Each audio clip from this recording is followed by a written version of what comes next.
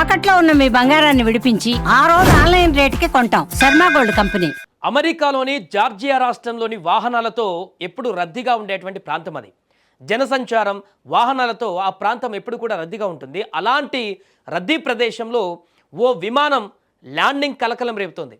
ఇంజన్లో సాంకేతిక సమస్యలు ఎత్తడంతో అత్యవసరంగా ల్యాండ్ చేయాల్సి వచ్చింది.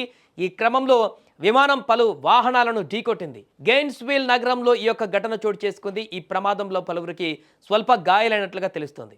ఒక్కసారిగా జరిగినటువంటి ఊహించని పరిణామంతో అటువైపుగా వెళ్తున్నటువంటి ప్రయాణికులందరూ కూడా షాక్ గురయ్యారు.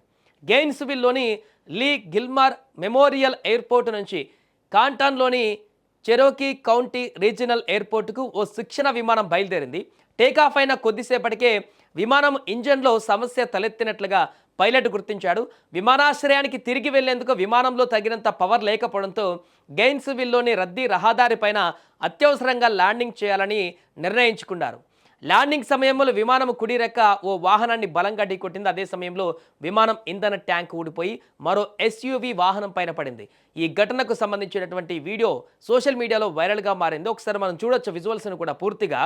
ఆ రోడ్డు మీద అందరూ కూడా వాహనాలతో వెళ్తున్నటువంటి సందర్భము, వాహనాలను ప్రయాణించేటువంటి ఆ యొక్క రోడ్డులో కార్లతో సమానంగా ఈ యొక్క విమానం కూడా కార్లతో పాటుగానే సమానంగా రోడ్డు మీద ప్రయాణాన్ని కొనసాగించినటువంటి సందర్భం అక్కడ వారందరినీ కూడా ఒక్కసారిగా తీవ్ర భయభ్రాంతులకు గురిచేసింది.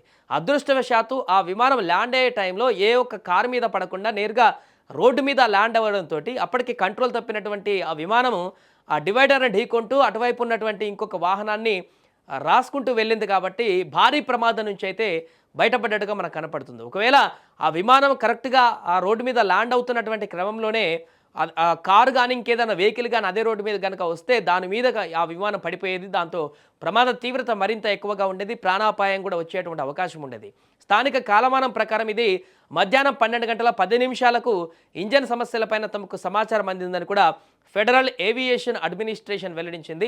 ఏదేమైనా కూడా ఈ మధ్యకాలంలో జరుగుతున్నటువంటి వరుస విమాన ప్రమాదాలకు సంబంధించినటువంటి వార్తలు వింటున్న సందర్భంలోనే తాజాగా మరొక విమాన ప్రమాదం, అది కూడా రోడ్డు మీద నేరుగా అన్ని వాహనాలు వెళ్తున్నటువంటి సందర్భంలో రహదారి పైననే ఆ విమానం ప్రయాణించడం అనేది ఒక్కసారిగా సంచలనంగా మారింది. ఇది ఇప్పుడు అమెరికానే కాదు అన్ని దేశాలలో కూడా ఈ యొక్క వీడియో వైరల్గా మారుతుంది. ఇలా కూడా ల్యాండ్ అవుతున్నాయేంటి విమానాలు, గాల్లో వెళ్లాల్సిన రోడ్డు మీద వెళ్తున్నాయేంటి అనేటువంటి పరిణామానికి ఆ యొక్క ప్రశ్నకి ఊతమిచ్చేటువంటి పరిణామంగా మారింది యొక్క ఘటన. ఏదేమైనా కూడా ఈ ఘటనలో ఎవరికి ఎలాంటి ప్రాణ నష్టం సంభవించకపోవడంతో అయితే అంతా ఊపిరి పీల్చుకున్నారు.